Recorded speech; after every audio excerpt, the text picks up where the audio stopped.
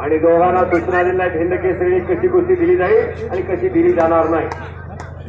अद्याप चलावी थंडी उजव्या पवित्र्यावर भारत आणि डाव्या पवित्र्यावर विष्णू अशी कुस्ती लागली। हो आणि खडी टांगणे हप्ते काही होऊ शकते। उशीर कुस्ती लागणारच नाही। कुस्ती लावण्याचा प्रयत्न